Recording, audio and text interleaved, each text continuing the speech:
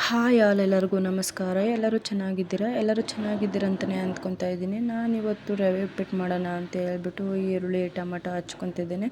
ನಾನಿವತ್ತು ಟೊಮಟೊ ಉಪ್ಪಿಟ್ಟು ಮಾಡೋಣ ಅಂತ ಹೇಳ್ಬಿಟ್ಟು ಅಂದ್ಕೊತಿದ್ದೀನಿ. ಇವತ್ತು ನನ್ನ ಮಗನಿಗೆ ಯಾಕೋ ನೈಟಿಂದ ಹುಷಾರಿಲ್ಲದ ಕಾರಣದಿಂದ ನಾನು ರವೆ ಉಪ್ಪಿಟ್ಟು ಮಾಡ್ಕೊತಾ ಇದ್ದೀನಿ.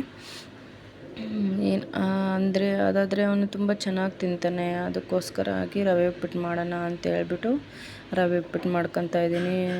ನಾನು ಬೆಳಿಗ್ಗೆ 6 ಗಂಟೆಗೆ ಎದ್ದುಬಿಟ್ಟು ಅಡುಗೆಯನ್ನು ಪ್ರಿಪೇರ್ ಮಾಡ್ಕೊತೀನಿ.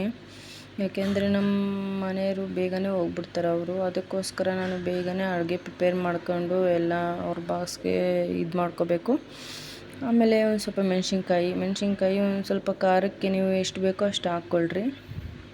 ನನಗೆ ಒಂದು ಸ್ವಲ್ಪ ಸ್ಪೈಸಿ ಥರನೇ ಇರಬೇಕು. ಯಾಕೆ ಅಂದರೆ ನಮ್ಮ ಮನೇಲಿ ತುಂಬ ಒಂದು ಸ್ವಲ್ಪ ಖಾರ ತಿನ್ನೋದು ಜಾಸ್ತಿ.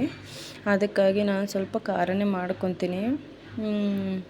ಮತ್ತು ಇನ್ನೇನಪ್ಪ ಅಂದರೆ ಒಂದು ಬಾಣಲಿ ಇಕ್ಕೊಬಿಟ್ಟು ಅದರಲ್ಲಿ ಒಂದು ಸ್ವಲ್ಪ ಸಾಸಿವೆ, ಕಡಲೆಬೇಳೆ, ಉದ್ದಿನಬೇಳೆ ಮತ್ತು ಈರುಳ್ಳಿ, ಅವು ಸ್ವಲ್ಪ ಡ್ರೈ ವಾಶ್ ಆದಮೇಲೆ ಈರುಳ್ಳಿ ಹಾಕ್ಕೊಳ್ಳಿ.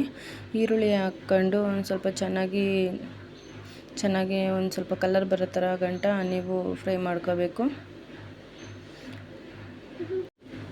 ಮತ್ತು ಆಮೇಲೆ ಈರುಳ್ಳಿ ಹಾಕಬೇಕು. ಏನಂದರೆ ಇವತ್ತು ಬೆಳಗ್ಗೆನೇ ಎದ್ದುಬಿಟ್ಟು ಒಂದು ಸ್ವಲ್ಪ ರಾತ್ರಿ ಎಲ್ಲ ಫುಲ್ ಟಯರ್ಡ್ ಆಗಿಬಿಟ್ಟಿದ್ನ. ಅದಕ್ಕಾಗಿ ಒಂದು ಸ್ವಲ್ಪ ಎದ್ದೇಳೋಕ್ಕೆ ಲೇಟಾಗೋಯಿತು.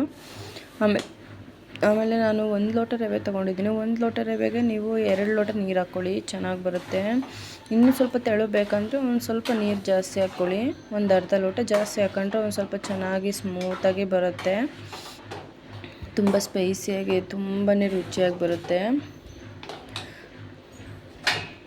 ರವೆ ಹಾಕ್ಕೊಂಡಾದ್ಮೇಲೆ ಒಂದು ಸ್ವಲ್ಪ ಕುದಿಸ್ರಿ. ಒಂದು ಸ್ವಲ್ಪ ಕುದಿಸಾದ್ಮೇಲೆ ಒಂದು ಸ್ವಲ್ಪ ಆಮೇಲೆ ಮುಚ್ಚಿಬಿಟ್ಟಾದ್ಮೇಲೆ ಒಂದು ಸ್ವಲ್ಪ ಬಿಟ್ಟು ನೋಡಿ.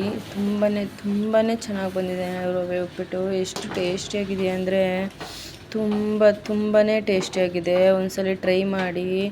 ನನ್ನ ಚಾನಲ್ ಯಾರು ಸಬ್ಸ್ಕ್ರೈಬ್ ಮಾಡಿಲ್ವೋ ಎಲ್ಲರೂ ಸಬ್ಸ್ಕ್ರೈಬ್ ಮಾಡ್ಕೊಳ್ಳಿ.